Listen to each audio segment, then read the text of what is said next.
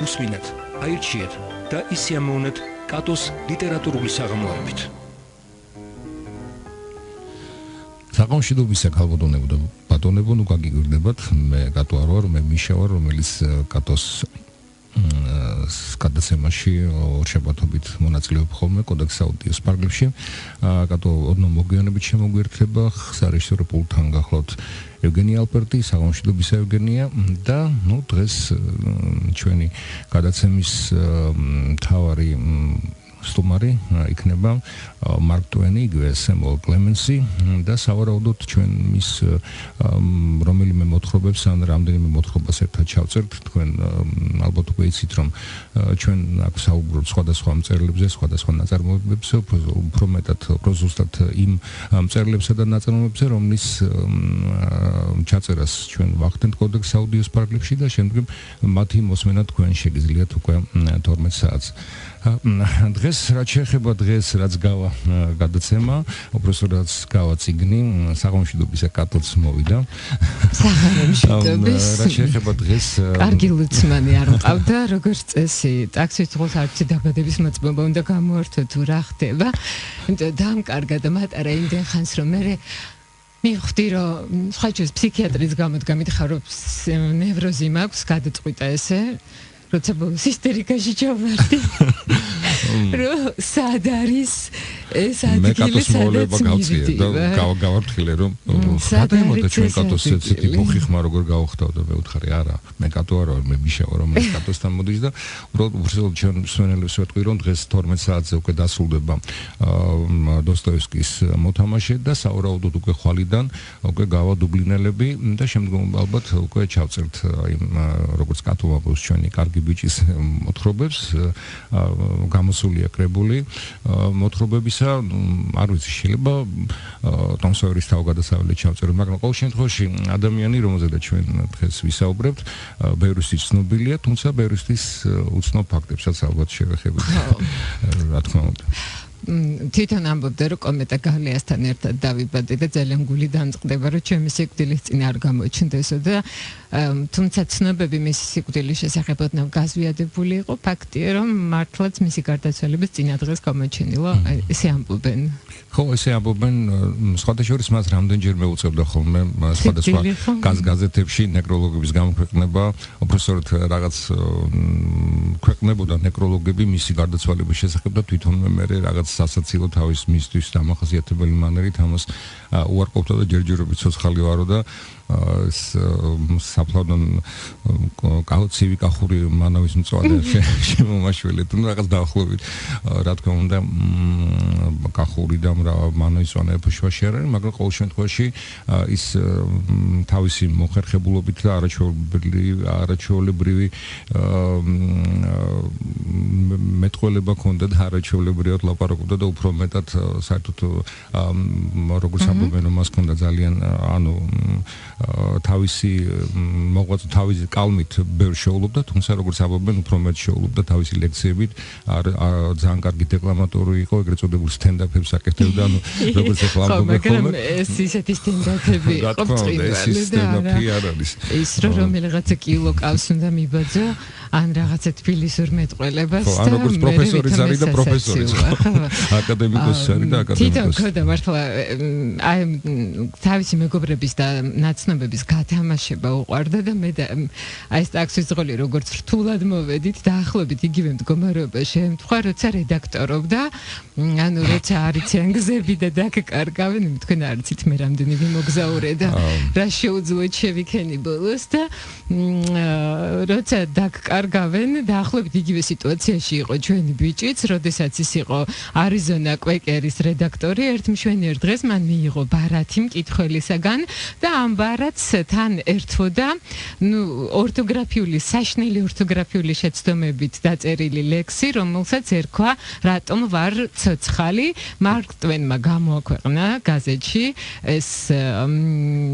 ლექსი, ოღონდ თან დაურთო პასუხი, იმიტომ რომ თქვენ ეს ლექსი რედაქციაში პირადად არ მოიტანეთ.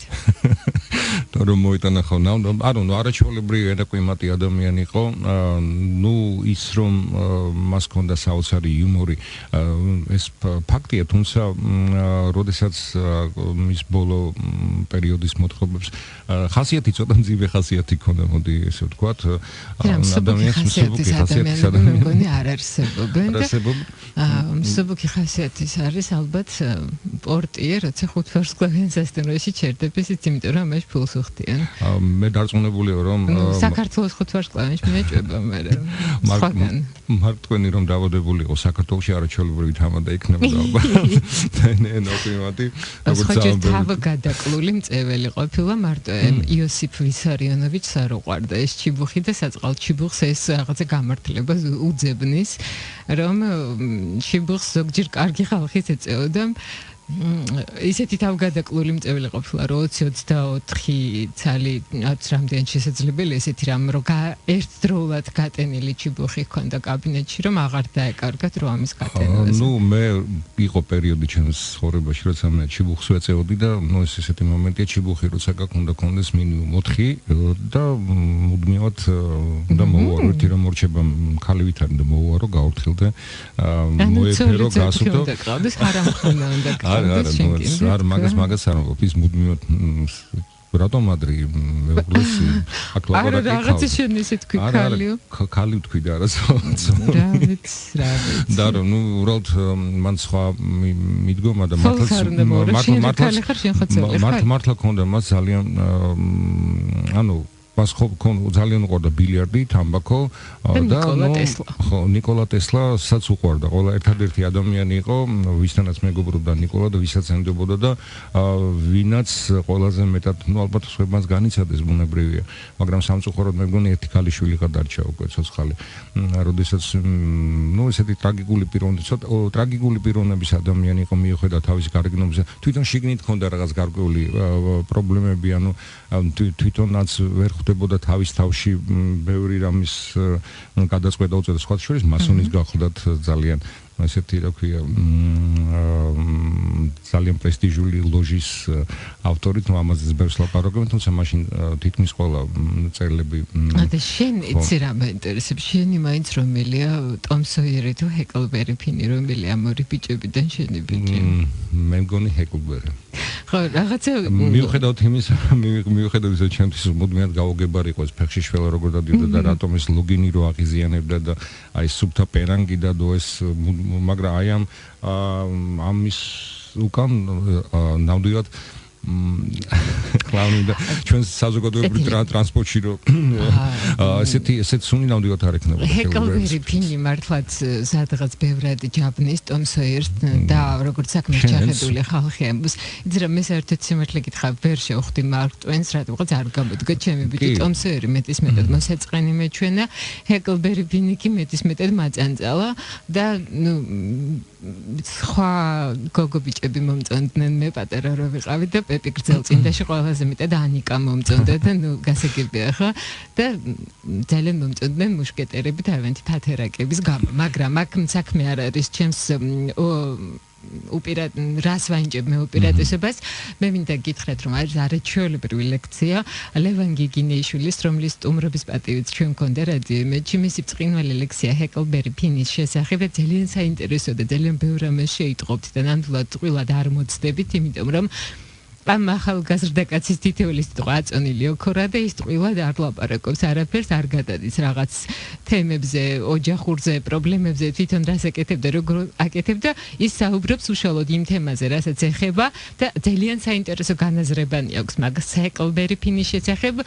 ჰაკი არის თურმე უფრო სწორი რო თქვა ჰაკლბერი ფინი და გარდა ამისა ის აღნიშნავს რომ 6 დიალექტი აქვს გამოყენებული როცა წერდა ჰეკლბერი ფინს ტომ ვეიცი მახსენდება სულტორო ხებაც მარკ ტვენს და გარდა ამისა ის რასიზმი რაშიც მას ბრალს დებენ სწორედ ლევან გიგინეიშვილი აღნიშნავს რომ მას ყავდა სწორედ აფროამერიკელი ლექტორი რომელთანაც ამ თემაზე მუშაობდა ჰეკლბერი ფინის შესახებ და პირიქით მას ეს ჩვენი ბიჭი თუ იყო წინააღმდეგი, სწორედ ის იყო რასიზმის წინააღმდეგი და მე რაღაც ძალიან ბევრჯერ აქვს ნახსენები ზანგი და ცდილობდნენ რომ ეს ამოეღოთ და მიიჩნიეს რომ ეს იყო რაღაცა არაპოლიტკორექტული და ხო, ნუ ასევე ფემინისტების მოთხოვნით ბეკი ტაჩერი არის ესეთი გამოცემას ტომ სოიერის ხო რომ იქ ბეკი ტაჩერს დაცვა არ ჭირდება, მაგრამ ნუ ესე დანაკუწებად ესე რაღაც დაგუცმაცება თვითონ ხალისობდა კიდეც აი ამ რასიზმზე როცა დაუწყეს მას გამოდავება არანაირად არ იყო რასისტი პირიქით სულ პირიქით იყო ეს ყველაფერი და თქვენ ამ ლექციაში ძალიან კარგად მოისმენთ ნაცვლად იმისა რომ მე გიამბობთ ხარ რა სამშლევანგი გიგინეიშვილი ეს შენთან გადაცემაში ისაუბრა არა ჩვენ გადაცემაში მან ისაუბრა ძალიან საინტერესოდ ერთ-ერთი ბრონტეს შესახებ და ისიც შეგიძლიათ მოისმინოთ მაგრამ ეს არის ცალკე ლექცია მისი და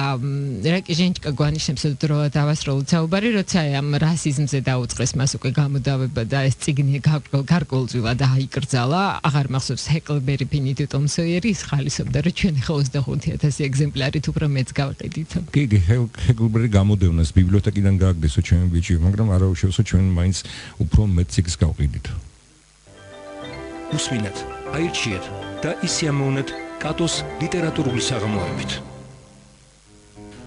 გძელდებათ ჩვენი გადაცემა ხო გძელდებათ მოკლემეტრაჟიანი გასვლა ქონა გძელდებათ ჩვენი გადაცემა და ჩვენ ვაგრძელებთ საუბარს მარკ ტვენის შესახებ რომლის ხოა ესე ჰეკლბერი ფინზე შეერთდა ცოტათი მე მეოხრეხულება ყოველთვის როცა საუბრობთ ხოლმე მწერალზე და განსაკუთრებით არ მიყვართ ხოლმე ზედაპირული ლაპარაკი თუმცა ჩვენ კიდევ ერთხელ ვამბობ რომ ამაზე საუბრობთ იმიტომ რომ ჩვენ სავარაუდოდ ალბათ ახალი სეზონიდან ამ ადამიანის არ არის გამორიცხული რომელიმე რომანი ჩავწეროთ მე აბსოლუტურად გეთანხმები კატო იმიტომ რომ მე როგორ გითხრა ანუ ეს ტომ სოიერის თავგადასავალი თავისით მოვიდა რაღაცნაირად მაგრამ რო ვთქვა რომ მუდმივად მინდოდა ამის გადაკითხვა სხვა რაღაცებს უფრო მეტად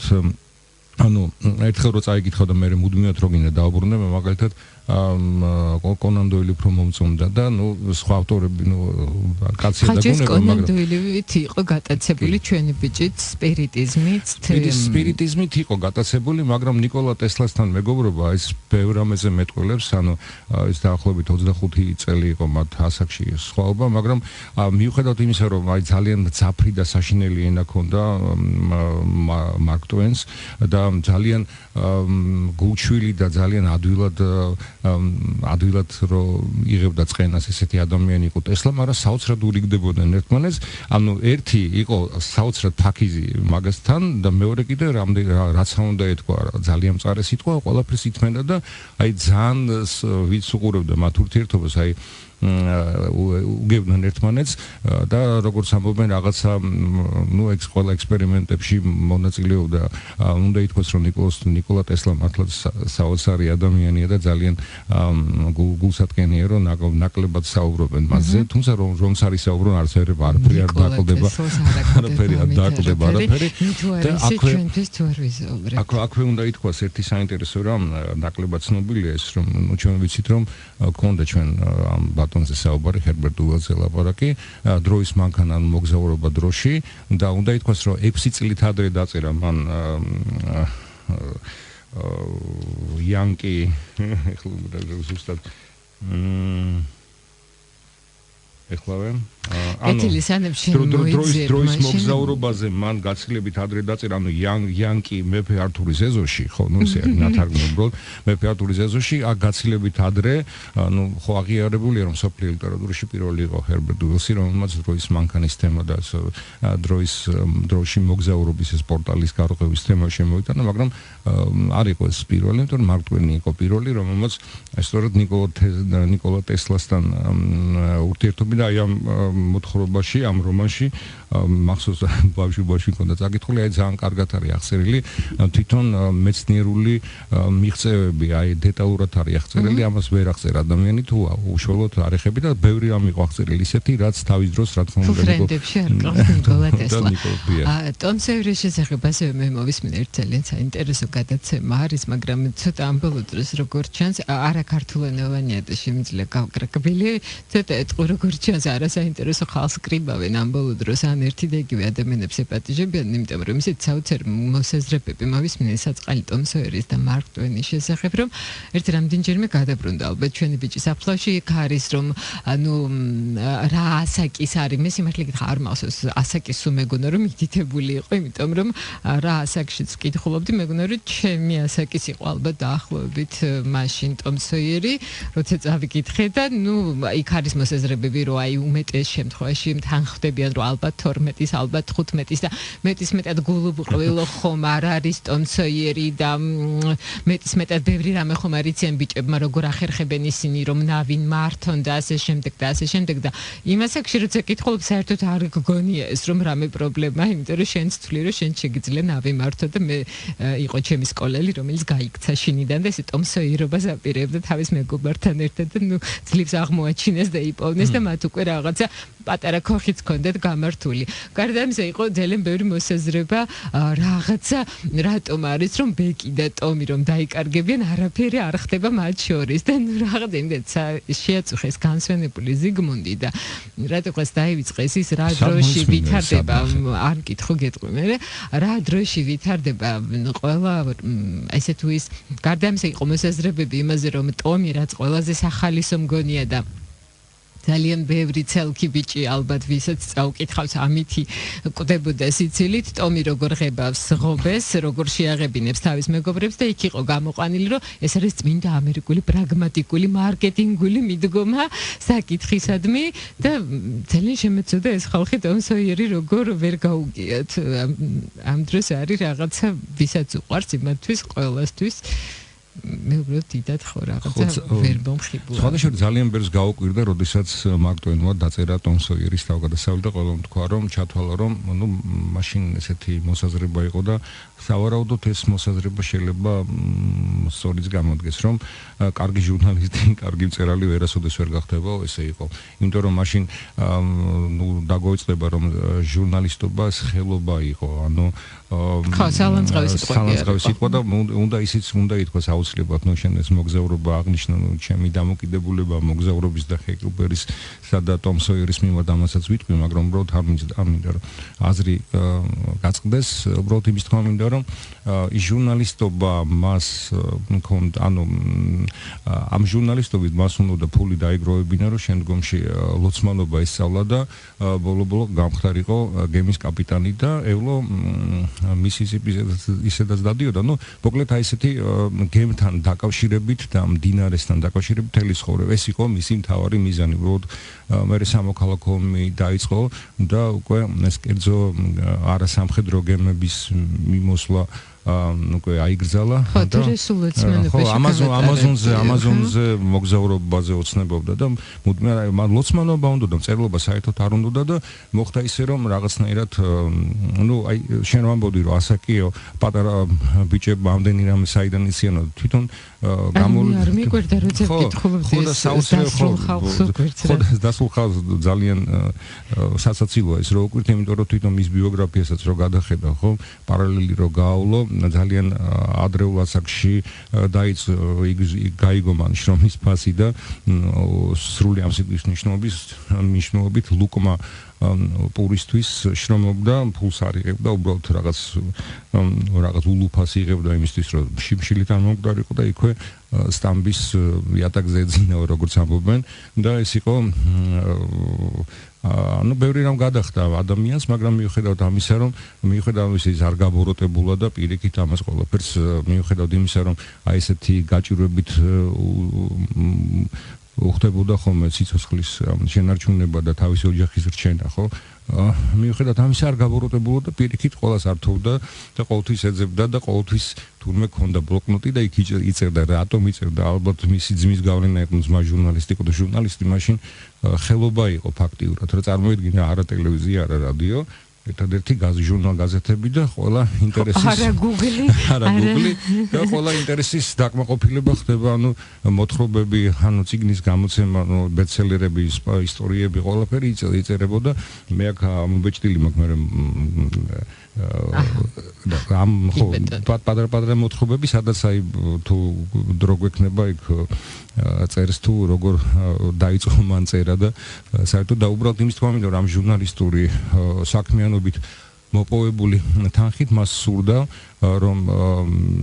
ჩაებარებინა სასწავლებელში მიიღოს მართვის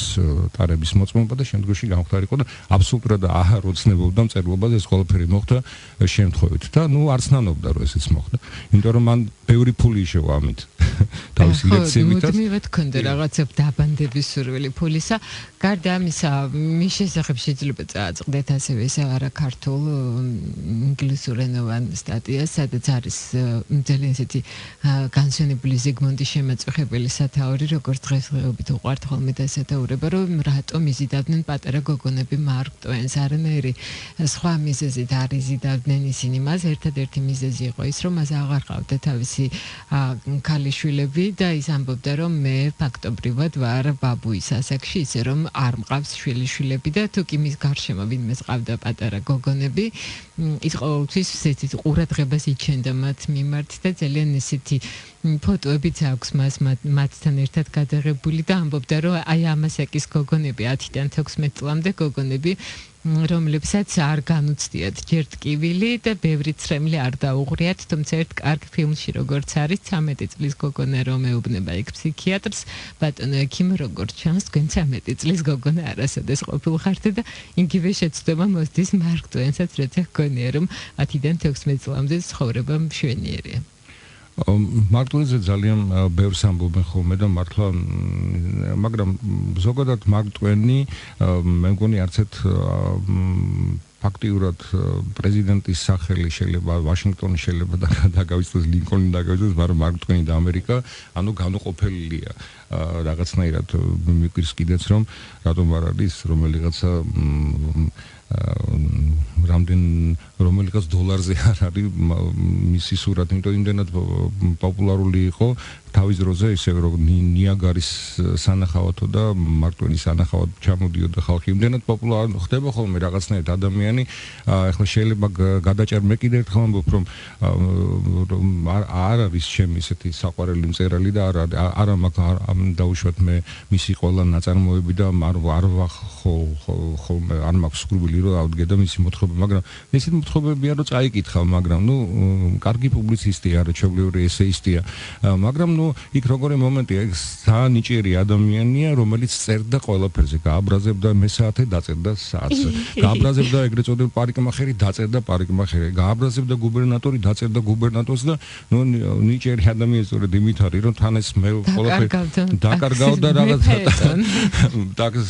ესე რომ მე ფაიტონე სადღაც სხვაგან წაიყვან და დაწერდა ფაიტონზე და მოკლედ თან მოიგონებდა იმ ფაიტონეს გადაისვრიდა სადღაც სხვა დროში და მოკლედ იქ გაუსწორდებოდა ისე როგორც თვითონ არ გაუსწორდა და ენით და კალმით ის ცოტა ღვიძლიანიც იყო მე რომ მკითხო ბევრ ამაზე დაუშვათ არასამართლიანიც იყო ანუ ძალიან სუბიექტური და ისეთი არაობიექტური იყო მაგრამ ეს ყველაფერი კარგად შეიძლება ხა ცუდად ჟღერდეს მაგრამ ძალიან კარგად მიდიოდა ხალხს ეს მოწონდა იმიტომ რომ ხალხი ეთყობა გულსაც ნუ ამ კაცკალა მიუჭირდა ენას უჭირდა მაგრამ თურმე ენა უჭირდა უფრო მეტად იმიტომ რომ ეს ადამიანი რომ გამოდიოდა და ერთია რომ არაჩვეულებრივი წერდა და შემდეგ არაჩვეულებრივი მანერა ჰქონდა საუბრის მუდმივად არაჩვეულებრივი კონტაქტი მყარდებოდა მსმენელსა და მას შორის ანუ დეკლამატურიც იყო იცოდა პაუზა დროზე როგორ გაეკეთებინა რაღაცა როგორც ამბობენ ხოლმე ძალიან წვერებიანი ანეკდოტის გადასხვაფერება აი ჰაერში აი იმპროვიზაციას ახდენ და გზადაგზა პირდაპირ აი წამოსწრული ფრაზებიდან დაუშვათ იგივე დარბაზში არსებული სიტუაციიდან უკვე აგებდა რაღაცა ისტორიას და ნუ ყველა მაყოფილი და არავის არ ენანებოდა $1 ნუ $1 ფული იყო იმ დროს და თითო ადამიანი ლექციაში იხდი ნუ ლექცია ერქვა იმას თუ რა მაგრამ ლექციებს უწოდებდნენ ხო ლექციებს უწოდებდნენ აი ნუ აი დროის სტარება იყო ფაქტიურად ერთი მსახიობის თეატრი იყო მაგრამ მსახიობი არა უბრალოდ ის დეკლამაციას ახდენენ თან დეკლამირებას ახდენენ და განსაკუთრებით პოპულარობა თან აი როდესაც მისი პირველი მოთხრობა გამოვიდა ახლა ვიკეთებ მის სახელს კეთილი მანამდე მე გეტყვით რომ იყო რაღაც გარკვეული ნაწარმოებები რომლებსაც იც არ აქვეყნებდა იმიტომ რომ ოჯახის წევრები თხოვდნენ რომ დაინდეს ხების რელიგიური გზნობებიო და ამ დროს ღმერთს არ აქვს რელიგიური გზნობები და ის ათეისტია საერთოდაც ღმერთი და აქედან გამომდინარე იდუმალი უცნობი გამოქვეყნდა მერე გამოქვეყნებელი რჩებოდა 1916 წლამდე და ესეთი ყველაზე წინააღმდეგობით ახსავსე ნამუშევარი მარტვენისა ითვლება ლექცია რომელიც არის შემონახული და ძალიან გვიან გამოქვეყნდა და გამოქვეყნა ეს ლექცია მან წაიკითხა პარიზის კლუბში წაიკითხა და გამოქვეყნდა მერე განაზრებანი ონანიზმის მეცნიერების შესახებ და ცენტრალური იდეა ლექციისა იყო ესეთი რომ თუ კი აუცილებელია რომ სიცოცხლე გასწირო სექსუალურ ფრონტზე მაშინ რაც შეიძლება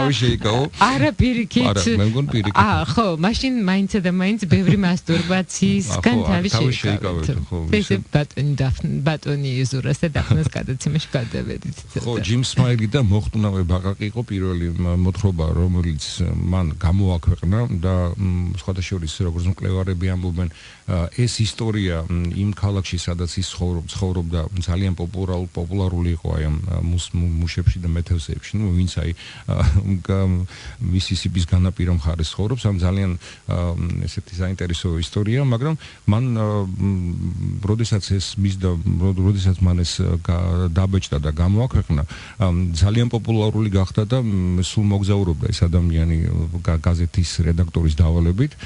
და როდესაც ჩამოვიდა გახდა პოპულარული ანუ თვითონაც არ იცოდა და ყველა ელოდებოდა მოუთმენად მის ჩამოსვლას და ძალიან გაუკვირდა რომ ამოთხრობით გახდა პოპულარული იმიტომ რომ როგორც ამბობს რომ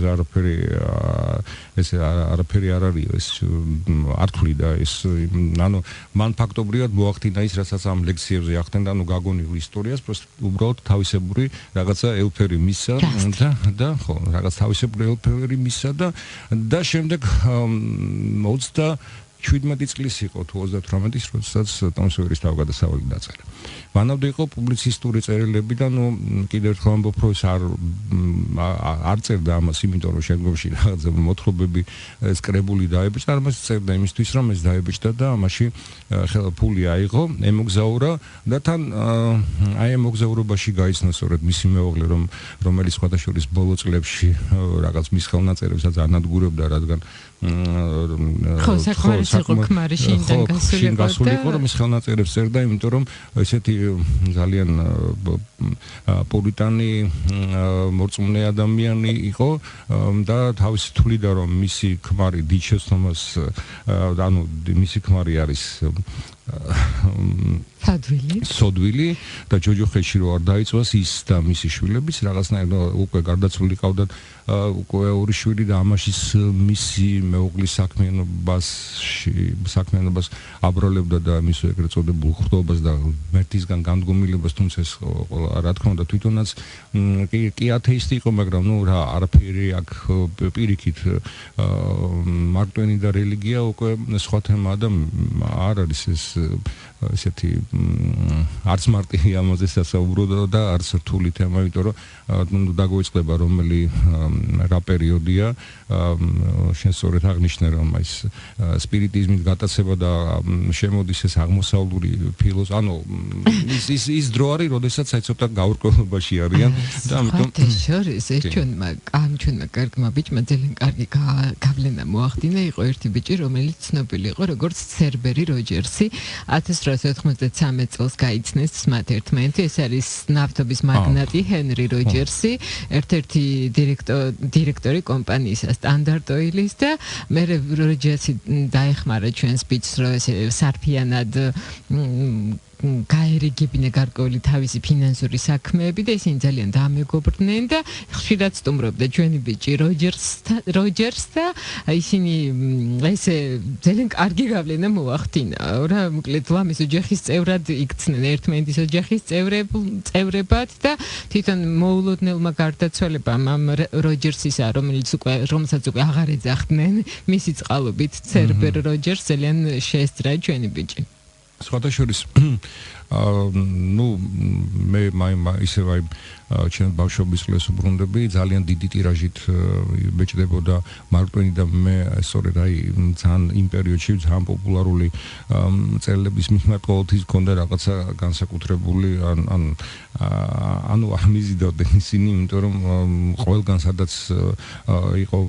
წიგნის თარო, ყველგან მარკ ტვენის მოთხრობები იყო და ალბათ იმიტომაც რომ მას ოდნავ ესეთი სოციალისტური იდეოლოგიისადმი ერთგვარი სიმპათიებიც ჰქონდა, იმიტომ რომ არის მისი ცნობილი ლექციები მუშათა მოძრაობის შესახებ, თუმცა ის ჯერჯერობით რომელი პერიოდში სამოქალაქო ომია დასრულებული ახალი, მაგრამ ნუ ეს პროლეტარებისა და მაგრამ ეს იყო პირველი ადამიანი, რომელსაც აი ჯერ ამერიკა სახელმწიფოდ ყალიბდებოდა და სხვათა შორის როგორც ამბობენ და ფოლკნერს დავეთანხმები და მის ციტატაც მაგ მოაციტატე, რომ თქვა რომ ეს იყო პირველი ამერიკელი მწერალი, ანუ პირველი ამერიკელი მწერალი მისი სრული გაგებით, როგორც ამბობენ მოგწონდეს ეს თუ არ მოგწონს, ანუ კი რა თქმა უნდა იყვნენ ედგარ ალან პო, მაგრამ ისინი წერდნენ მაინც ევროპული ტრადიციის გამგრძელებლები იყვნენ და აი თუნდაც თავისი ეს ჟურნალისტური პრაგმატული გონიერებით ხო და ის რომ კალამი უჭირდა ენა უჭირდა ეს ყველაფერი ანუ არ იყო დასავლური ეს ყველაფერი იყო სუბთა ამერიკული ანუ აღნიშნეთ კიდეც ხო თავისებური მიდგომა თუნდაც ეს პრაგმატიზმი მაგრამ მაინც ამერიკულია რა თქმა უნდა მაგ შეიძლება ხო არასწორად თქვი მაგრამ არა მივხვდით ჩვენ რაც გინდოდა გეთქვათ პრაგმატიზმში ცუდი არაფერი არ არის და ცერბერ როჯერს დავუბრუნდები სულ ცოტა ხნით თუკი ჩვენი ბიჭი იყო პრაგმატის ესეთი ქართულად როგორ არის პრაგმატიჩნი როგორ არის ქართულად პრაგმატული არ ნუ მედროვე არა ცერბერ როჯერს დავუბრუნდით მის გარდაცვალების შემდეგ ცერბერი როჯერსი აღარ არის ის უკვე და მის საბუთებში აღმოაჩინეს რომ აი ამ ჩვენს ბიჭთან მეგობრობისას ეს საოცარი სკრუჯმაგდაკივით ძუნწი კაცი როგორ იქცა მეცენატად და როჯერსმა მარკ ტვენთან მეგობრობისას დაიწყო ძალიან აქტიურად უწყობდა ის ხელს განათლებას ის აწყობდა საგანმანათლებლო პროგრამებს განსაკუთრებით აფროამერიკელებისთვის და იმ ნიჭიერი ადამიანებისთვის ვისაც ჰქონდათ შეზღუდული შესაძლებლობები და მაშინ ეს მაინც ამ ადამიანებისთვის არავინ არ იკლავდა თავს, გნებავთ ერთი მხარისთვის და გნებავთ მეორე მხარისთვის და ისინი ითვლებოდნენ რომ ხო ისინი არ იყვნენ სათანადო ისეთი კარგი ადამიანები როგორც დანარჩენები. ხო, მარკ ტვენს ჰქონდა ესეთი სხვათა შორის ჰქონდა მას ეს თვისება რომ ადამიანებს ეხმარებოდა მიუხედავად იმისა რომ ცოტათი ოდნავ შეიძლება უხეშიც კი იყო თავისი ენით, თავისი ქმედებით და თავის გარეგნულად ისეთი დიდი წარბებით და უზარმაზარი ულოშებით, მაგრამ მას აი ჰქონდა ხო ურთიერთობა სხვადასხვა დონის კასტის ადამიანებთან და ახერხებდა იმას რომ აი თუნდაც აი ადამიანზე შენ რომ ამბობდი, ანუ მათში რაღაცნაირად ანუ სკრუჯმაგდაკი გადააქცია ის კი არა შენ ესე უნდა გააკეთო რაღაცნაირად ქონდა არაჩვეულებრივი უნარი ძალდაოტანებლად უხსნიდა იმას რაც ანუ მისთვის ეს იყო მთავარი რომ ადამიანები ერთად უნდა იყვნენ ანუ როგორც ჰეკლბერგის თუ შენ ტივზე ერთად ხარ ტივზე ყველაზე მთავარი არის არ იჩხუბოთ აი ამ ლექციაზე მე რომელსაც საუბრობდით ლევან გეგინეშვილის ისი აღნიშნეს ძალიან საინტერესო ადგილი არის როცა ჰეკლბერგი ფინი მთელი 15 წუთი ფიქრობს მოუხადეს თუ არა შავკანიანს ბოდიში მოუხადეს თუ არა ბოდიში და ის ამბობს რომ ამასობაში მთელი ეპოქა იცვლება ამ 15 წუთში სანამ ჰეკლბერი ფინი გადაწყვეტს ამასობაში კითხველიც იცვლება მართლაც ჩვენ ალბათ ამ გადასახედიდან გაგვიჭირდება გაგება მაგრამ ნუ სხვა რამე რომ თუნდაც ჩვენში დღემდე გავრცელებაში საფლელოში თან დამნაშავედაც ჰეკლბერი რომ იმ ქალისგან გაპარული მონა მასთან ერთად არის და ნუ ის რომ მას არ უბრუნებს ანუ ჩვეულებრივი მომენტი შეიძლება იყოს მაგრამ ნუ დაგვეწყდა რომ სამოქალაქო ომში რა თქმა უნდა მარკ ტვენი არ მონაწილეობდა მაგრამ გარკვეული სიმპათიები კონფედერატების მიმართ მას ჰქონდა თავიდანვე ხო არა ტეხასელები ხო ანუ პირიქით ტეხასელები ანუ რომლებიც აი რომლებსაც არ სურდათ მონობის გაუქმება იმათ ვამბობ მაგრამ ისა კიდევ ერთხელ ვამბობ რომ აქ არ შეიძლება ესე რაღაცნაირად რომელიმე ჩარჩოში მოად რასისტი არ იყო და ანტიიმპერიალისტი იყო და ხო პირველი ორგანიზაცია რომელიც ჩამოყალიბდა არ ვიცი ზუსტად რა ერქვა ამერიკის ანტიიმპერიალისტული ლიგის ვიცე-პრეზიდენტი იყო მე სწორედ ეს შეიძლება აღნიშნე რომ მას შეეძლო რა ესე ადამიანი შეეცვალა სწორედ აი ეს ჰეკლბერი ფინშიც ჩანს რომ მას შეუძლია რომ 15 წუთი იფიქროს პატარა ბიჭმა და ამ პატარა ბიჭთან ერთად იცვლები შენს და მიდიხარ და მიდიხარ ამ სოიერს და ჰეკლბერი ფინს რო უყურებ შენ რო ახსენე შენი მეგობარი რომელიც არა მე არ მაქვს პატივი მასთან მეგობრობის ხო რომ თქვი რომ აი მქონდაო მასურილიო და ეს ჰეკლბერი უბდაო და ხო მეც მქონდა მაგალითად მეც მქონდა სურვილი რომ მეკობრე ყოფილიყო იმიტომ რომ ძალიან მიყვარდა წიგნი მეკობრეებზე და როდესაც ტომ სოიერი წავიკითხე ანუ მასში დავინახე ის ინტერესები რაც მე მქონდა ანუ ესე მინდოდა შტაბი მქონოდა რაღაცათან მაშინ სოხუმი კაი სოხუმი იყო და ჩავდიოდით ხოლმე დედა ჩემი სოხუმილი გახდა და იქ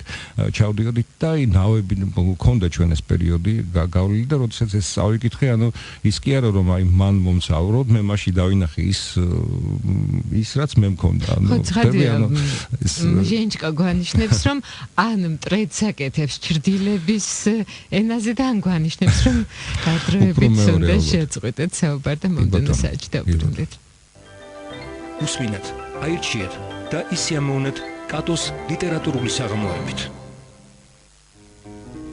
გრძელდება ჩვენი გადაცემა და ჩვენ ვაგრძელებთ საუბარს თემიტომ ვეცი მადგებას ვენაზე მარტვენი შესახებ ტომ ვეცი გვექნება 4 შაბათს დაპირებული ტომ ვეცი გასულ 4 შაბათს უნდა ყოფილიყო ტომ ვეცი მაგრამ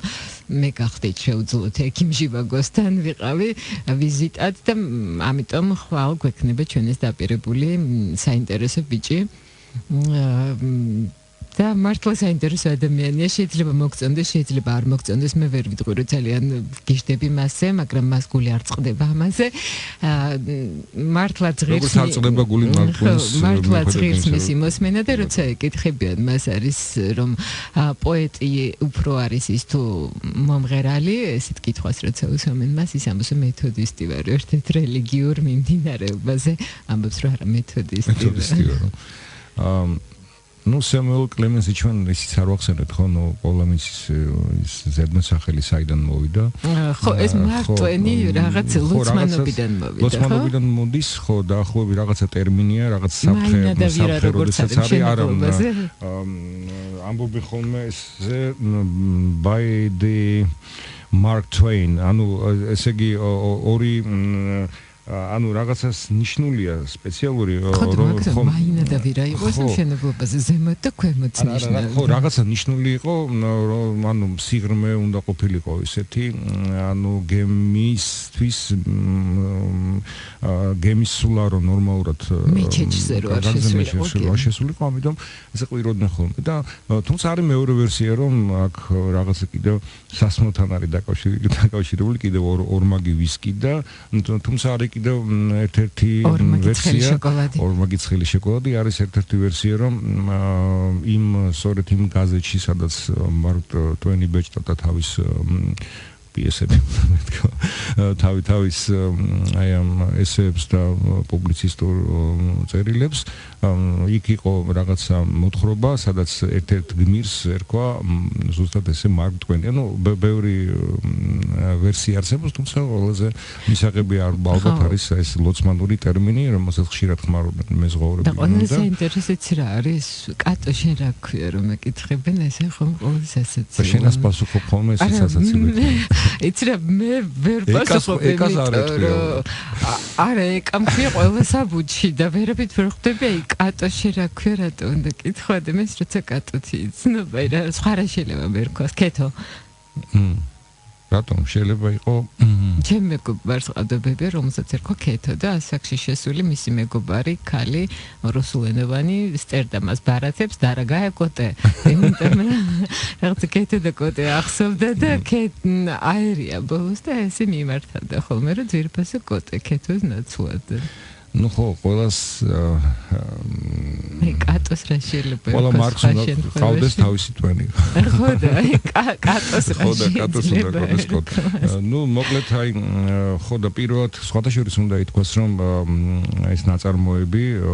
პირველი მისი რომანი ტომ სოიერის თავგადასავალი იყო სოფლიო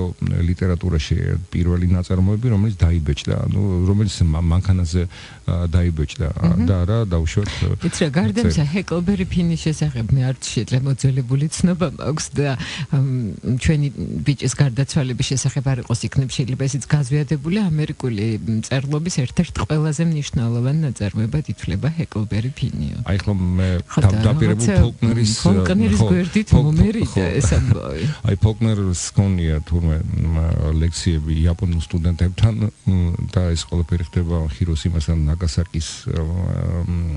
ტრაგედიიდან დაახლოებით 10 წელი 5 წლის შემდეგ და ნუ ესაუბრება მათ და ლაპარაკობს მარკ ტვენზე მიმაჩნია რომ მარკ ტვენი პირველი ნაღდი ამერიკელი მწერალი იყო და ჩვენ ყველანი მისი მემკვიდრეები და საქმის გამგზელებლები ვართ მწერლები რომლებიც ტვენამდე ამერიკელებად მიიჩნეოდნენ სინამდვილეში არ იყვნენ ამერიკელი მწერლები ისინი ევროპულ სამწერლობო ტრადიციას ევროპულ კულტურას ეფუძნებოდნენ და მხოლოდ მარკ ტვენთან უოლტ უიტმენთან ერთად გაჩნდა ნამდვილი თვითმყოფადი ამერიკული ლიტერატურა უიტმენმა მართალია ტვენზე ადრე დაიწყო წერა მაგრამ იგი არ იყო დარწმუნებული რომ ამერიკული ლიტერატურა არსებობდა ტვენმა პირველმა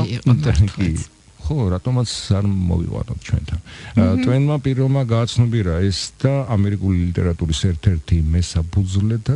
მესაფუძვლედაც იქცა სწორედ ამიტომ უწოდებ მას ამერიკული ლიტერატურის მამას თუმცა იგი არ ყოფილა პირველი ამერიკელი მწერალი ხო თუმცა ალბათ ვოლტ ვიტმენამდე მაინც ბევრი უკლია ამ ჩვენს კარგ ბიჭს ბიჭად ბიჭი კარგია მაგრამ ვოლტ ვიტმენი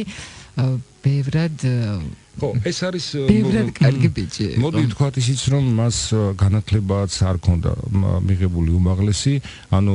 ძალიან ნიჭიერი იყო მოусვენარდი როგორც თომით ბევრი ანალოგები შეიძლება იყო და არაჩვეულებრივი სისხარტე აი ძალიან ესეთი სხვანაირადაც წარმოუდგენელია ხო ხო და მას განათლება არ მიუღია არ დასწავლდა უბრალოდ საკმაოდ კარგ კოლეჯში სასწავლებელში სწავლობდა, მაგრამ მამის გარდაცვალების შემდეგ იძულებული იყო 11 წლის ასაკიდან დაიწყო უკვე მუშაობა და თვითონ სწავლობდა, ანუ სტამბაში მუშაობდა, რა თქმა უნდა, ყველაფერს კითხულობდა, რაც კი ხელთ მოხდებოდა, თვითონ აწყობდა აი ასოთ ანუ ეს ამწყობი იყო ის მეტრამპაჟე ქვია მე მაგას მეტრამპაჟე ქვია ქართულად თუ სწორად მახსოვს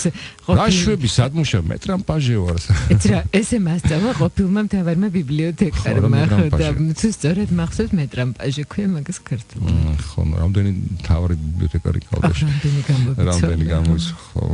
ხო და მეტრა ნუ ხო ეს სტამბაში მუშაობდა სხვა შორის ერთ-ერთი როდესაც მან ფული შევა და უნდოდა რაღაცნაირად რაღაც ნოუ-ჰაუ იყო მაშინ ახალი რაღაც სტამბის ანუ რაღაც მანქანა ნუ ხო ძალიან ბევრი ფული ჩადო და არ გაამართლა და შემდგომში აი ისე გაკოტრიალდა რომ ბოლოს უკვე აი ნუ იქ ხო როდესაც აბარები წერილებს და როდესაც შენ კვეთავდნენ იქ თითოეულ წინადადებაზე და ფსკარზე იმაზე იყო დამოკიდებული ანუ რამდენს დაწერდი იმდენს იგებდი და მოკლედ სხვადასხვა გაზეთებში აი ლექციები და იმით მე როგორც ამბობენ 4 წელიწადში ისე ამოიღო ეს ყველაფერი მაგრამ ნუ აი კიდევ ერთხელ ამბობ რომ ბევრი რამ იწერებოდა მისმე უამრავი რამე აქვს დაწერილი ძალიან ბევრი რამე აქვს დაწერილი რომლის წაკითხვა ნუ ახლა შეიძლება სადმე თუ მოხვდები და მოხვდა ეს არაფერი არ არის წასაკითხი და მოხვდა მარკ ტვენის მოთხრობები წაიკითხავ და კარგი ესეც არ არის მისი საქმე არა ესეც არ არის მისი საქმე მაგრამ არც უბრალოდ არ დაკარგავ დროს და ნამდვილად ბევრ საინტერესოს გაიგე და გახალისდები არაჩვეულებრივად იმიტომ რომ არანაირად არ გამძიმებს მისი თხრობის მანერა თუნდაც რაღაც იდეებს და თუნდაც შეიძლება ის იმ ადამიანზე ვიზედაც ის თავის რაღაც ფოგმას ანთხელს უკაცრავთ ამ სიტყვისთვის მიუხედავად ამისა შეიძლება არ დაითანხმო მის მოსაზრებაში მაგრამ ისე ფაქიზადაც არა, მაგრამ ყოველ შემთხვევაში ის იუმორით არის ეს ყველაფერი დაწერილი და ისე კარგად იკითხება, რომ ჩამთავრდა. თუმცა არის ალბათ ის, რომ თუკი თქვენი ოჯახის უმცროსი წევრები არ კითხულობენ და ვერ დააინტერესეთ მაინც და მაინც დიდად თავში ხელს ნუ შემოიკრავთ პირადი გამოცდილებიდან გეტყვით, რომ მათ არც ერთმა იმ წიგნმა თითქმის არ დაინტერესა, რომელსაც მე და ჩემი ძმა ვკითხულობდით გატაცებით ბავშვობაში, თუმცა ეს არის სხვა დრო ბევრად უფრო დინამიური და მე მგონია რომ ერთადერთი ვინც გაუხუნარი დარჩებით, რომ ესეც პირადი გამოცდილებით, ეს არის ლუის კეროლი, რჩება გაუხუნარი, იმიტომ რომ ყველა დროში ყველა ბავშვი ერთნაირი თავგამოდებით კითხულობს და აუხსნელი სიჯიუტით და სხვადასხვა მიზეზით შეგულიანებული, მაგრამ ყველა მაინც მოხიბლული რჩება და ამ კაცს ვერავინ გაექცა ნებისმიერ დროში. თუმცა მაინც ამას წინათ ერთ ოჯახში ვიყავი და პატარა გოგო კითხა მამამისს სანქტ-პეტერბურგი მარტო რუსეთში ხო რა ამერიკაში ხარი აი ის რო ცხოვრობდა არა ხო მე არ მithქვათ რომ ეს არის ჭეშმარიტების საზომი მაგრამ შემთხვევაში ყოველს არავის არაფერი არ უნდა დააძალო ნამდვილად იმიტომ რომ თავისი უნდა მოვიდეს და ეს ადამიანი ვიზედაც ჩვენ საუბრობთ უნიჭერესი ადამიანი იყო და მართლა უნდა მიიღო რაღაცნაირად ну Heckleberry-ის ფინის თავგადასავალი და Tom Sawyer-ის თავგადასავალი ეს მაინც ითვლება მის აი ანუ სხვა არაფერი არ ახსოვთ ადამიანებს მარტო ის ახსოვთ ну თუმცა არის რა თქმა უნდა პრინცი და მათხოვარი ხო ეს არ ჩემყოლა საყვარი ნაწარმოები მათხოვარი მე სხვადასხვა ორჯერ ვაფრინს უნდა მათხოვარი მე ორჯერ მაგ წაკითხული და კინოს იყო მაშინ მაგრამ კინოზე მეტად რა თქმა უნდა წიგნი მაინც სხვა იყო და კინოს შემდეგ ჯერ კინო ნახე და მე წავიკითხე უკვე ორჯერ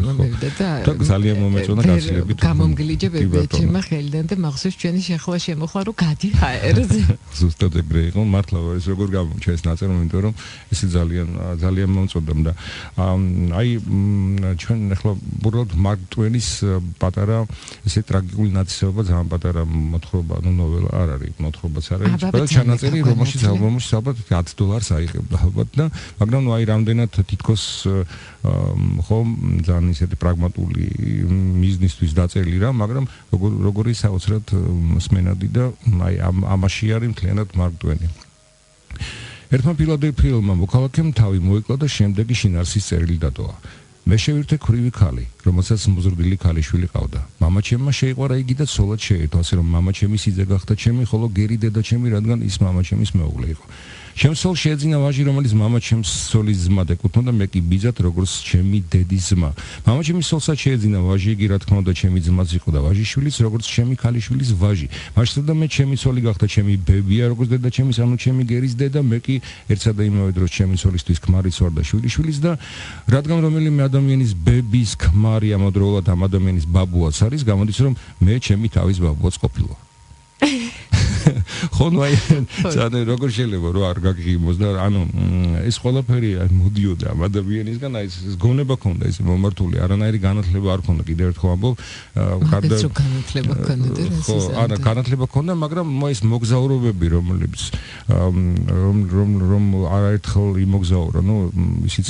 გაზეთის რედაქტორი მე ძალიან მომწონს გაზეთის რედაქტორები ყველანი ან ადმირალია ან პოლკოვნიკია ანუ მაინც ეს შინების მომენტი განათლებას ერთი მინდა დავუბრუნდეთ რომ მართლაც განათლება კი დღესდღეობით რატომღაც არის ის რომ არ არის მნიშვნელოვანი ზოგს ესე გქონია რომ არ უნდა წაიკითხოს და ისე გავლენები არ ქონდეს და ასე შემდეგ ამ გავლენებზე იმდენჯერ ვახსენე ანდრე ჟიდი რომ მე მგონი ანდრე ჟიდი საფლავიდან წამოდგება და მომთხოვს რომ გადავუხადო მას საავტორო უფლებებში და განათლებას რაც შეეხება არის ერთელი კარგი და ის ტაქსისტების ინათესავი ხო არა ტაქსის ხოლებზე აღარა მოგსაუბარი მოცარტი რო დაბადებული იყო სადღაც საქართველოში რომელიმე კუთხეში ის იქნებოდა ალბათ წინვალე მეკრიმანჯულე გურიაში რო დაბადებული იყო სადღაც სხვაგან რო დაბადებული იყო ალბათ პირველ ხმას იტყო და გადასარევად რაღა მრავალჟამერის მაგრამ ის დაიბადა იქ სადაც დაიბადა და ამიტომ მე ყავს ჩვენ ესეთი ბატონო და წერდა ზუსტად იმენაზე კარგი ბიჭი ხო, მარკ ტვენის ზუსტად იმ ადგილას დაიბადა, სადაც უნდა დაბადებულიყო, იმ ენაზე წერდა, რა ენაზეც უნდა ეწერა და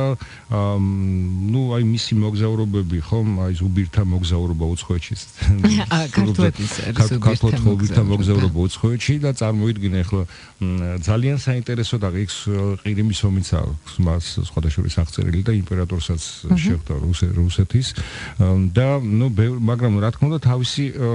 თან მომგებიანი ენით დაწერილი კი არ არის, რა თქმა უნდა ის ყובה ამას მხოლოდ იმიტომ კი არა რომ შენ გასიამოვნოს, იმიტომ რომ შენ მოგიყვეს, ანუ მას ნამდვილად გადახდა ეს, არაჩვენ მოყოლის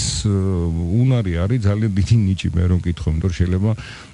კარგად წერო და ვერ ყვებოდა. ამ ადამიანს ყველაფერი ეხერხებოდა, თან ამას ძალიან ძალდაუტანებლად ყოველგვარი კარგი თამადები რო არის და რო არ ფიქრობენ ხო იცი იმ სადგილზეულს რა უთხარი რომელიც წინასწარ მოფიქრებული თავის დავად უნდა მოდიოდეს ხო იცი ესე ამბობენ ჩვენთან და დაახლოებით აი ესე მოდიოდა ამ ადამიანთან ყველაფერი, მაგრამ უნდა ითქვას რომ მიუხედავად იმისა რომ ტრაგიზმი მის ცხოვრებას თანსდევდა, სამი ქალიშვილი რომელიც ძალიან უყვარდა და ახლა შეიძლება ესეთი 24 საათი სახში არის, მაგრამ ძალიან უყვარდა თავისი ოჯახი, აი ეს არაჩვეულებრივი სახლი, რომელიც მას ჰქონდა და ეს ითვლებოდა იმ პერიოდშიც კი ძალიან დიდ ფუფუნება და მან ძალიან ევროპიდან ჩამოიყვანა არქიტექტურები და ესეთი ძალიან არაჩვეულებრივი სამსართულიანი სახლი, მე ბოლო სართულზე ჰქონდა ბილიარდი და ყველაზე კაბინეტი ჰქონდა რა თქმა უნდა პირველ სართულზე, მაგრამ ყველაზე მეტად თურმე იქ მუშაობდა, იქ უყვარდა წერა, ბილიარდის მაგიდა ედგა და პატარა მაგიდა ედგა და იმ პატარა მაგიდასთან უყვარდა წერა, არა და ჰქონდა არაჩვეულებრივი კაბინეტი თავისი ციგნებიანად და ზოგადად იქ მუშაობდა ძალიან და ბილიარდი ძალიან მოსწონდა მას, მაგრამ როცა ეს ქალიშვილი რო გარდაიცვალა, ორი მოგზაურობაში იყო, იმის შემდეგ უკვე იქ აღარ შესულა და სულ სხვადასხვა ადგილებში ქირავდა ხოლმე ბინას და იქ აღარ შედიოდა და ამბობენ რომ ეს მისი სახლი, ხო არის სახლი მოჩვენებები და თავარი ისტორიებით წიგნიც არის გამოსული, ეს ერთ-ერთი აი ამერიკული მოჩვენებებით სავსე სახლების ნუსხაში ერთ-ერთი მე-10 თუ მე-9 ადგილზე არის. ხო, იქაც ისე იღება ხოლმე მუდმივად საყოველთაო საღამოსო ის იგზნობაო რა იმ თამბაქოსუნი რომელსაც მარკ ტვენი იწევდა და აი რაღაც ეს ვიქტორიანული ეპოქის და ვიქტორიანული ეპოქის სამოში გამოწყობილი ახალგაზრდა გოგოს აჩერდილი დადისო და არა მე უბრალოდ ამას იმიტომ ამბობ რომ ის მართლა არის შესული მოჩვენებების ნუსხაში და როდესაც ჩადიან იქ ამერიკელები, ახლა სახლ-მუზეუმია მარკ ტვენის და რა თქმა უნდა ესეც არის ერთ-ერთი ტურისტული მასში შესული რა. მე არ მახსოვს ზუსტად ეს ეკლესია სადაც ამბობენ ასევე რომ ყველა დამთვალიერებელი ამბობს რომ ისინი გრძნობენ როგორ ვიღაცა ხელს კრავს მათ და ეს ცნობილი ეს ეკლესია იმით რომ სიკვდილ მისჯილები თავიანთ იმ მეფეს ედავებიან რომელმაც ისინი სიკვდილით დასაჯეს სადღაც შოტლანდიაში თუ ირლანდიაში ეს ძალიან ცნობილი ეკლესია და განწყობა რას არ გაფიქრებინებს ადამიანს და შესაბამისად რა არ მოგეჩვენება. ამბობენ იმასაც რომ სიცოცხლის ბოლოს ცოტათი ძალიან უცნაურ რაღაცებზე წერდა, ანუ აშკარად იგრძნობოდა რომ მას უკვე ის კაცთ მოძულესაც ვერ უწოდნენ, მაგრამ უფრო სწორად ეს ქვეყანა და ეს ადამიანები არაფრის ღირსები არ არის. ან და დაახლოებით იმ დასკვნამდე მივიდა, მას კითხეს კიდეც რომ როგორ ფიქრობ ჰეკლბერი ფინიო და ტომ სოიერი რომ გაზრდილიყვნენ და ლუთები იქნებოდა და რაღაცნაირად აი აბსოლუტურად ძალიან მაგრამ ერთი კარგი ბიჭი მაგაზე რას ამბობდა რომ ვერც ერთი ჭკვიანი კაცი ცხოვრებას ისე ვერ გალევს რომ ბოლოს მიზანთროპიის ბკე არ მოეკიდოს. მე არ მინდოდა ამ სიტყვის ხომარება, მაგრამ ყოველ შემთხვევაში მართლა იყო ქონდა მას, იმიტომ რომ მაგას ამბობენ რომ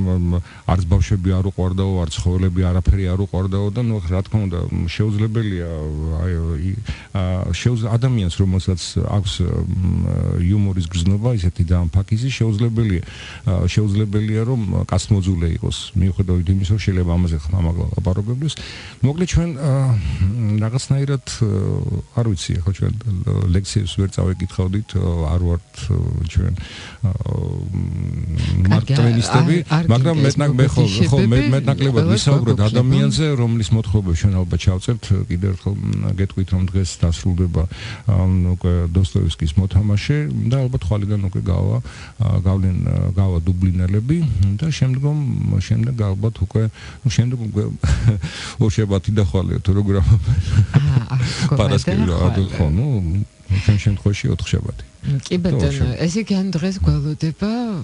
ისევ დოსტოევსკის მოთამაშე, ხო, დოსტოევსკის მოთამაშე დასრულდება და ხვალიდან ალბათ უკვე ჯეიმს ჯოისის დუბლინელებს მოისმენს ჩვენი მსმენელი. 4 შაბათს უკვე ვიცით, ვინც გველოდება და რაც გველოდება, კარგი და საინტერესო ბიჭია.